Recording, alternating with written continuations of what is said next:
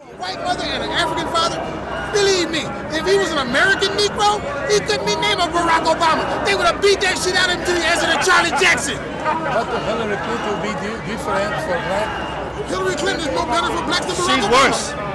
Both of them are bad. Both of them are bad because both of them support illegal immigration and are giving our illegal immigration away to our civil rights, to people who don't belong here. And the consequence, you know, blacks are dying.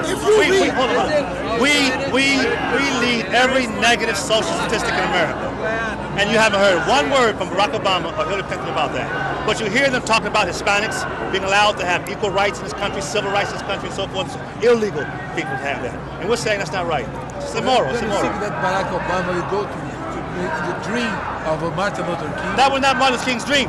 Please, y'all taking Martin Luther King's dream out of context. What was the first word of any significance out of Dr. King's mouth when he gave I Have a Dream speech? Do you know what he said?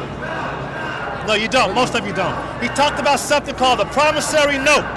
He said, we come to Washington today to cash a check. But you're trying to tell us that that check is marked insufficient funds. He said, however, we know that the Bank of Justice is not broke and we expect to be paid. Then he went on to flowery speech about living together from the mountains. All right, the issue of the promissory note. The promissory note to black people to this day has not been paid.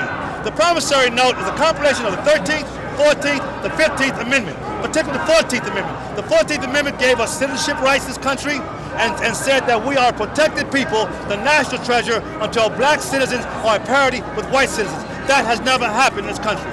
And every time blacks have tried to get up since 1866, after the Civil War, America, particularly Democrats, have brought immigrants onto the country over our heads. And the worst attack began in 1965, right after the Civil Rights 1964 Civil Rights Act.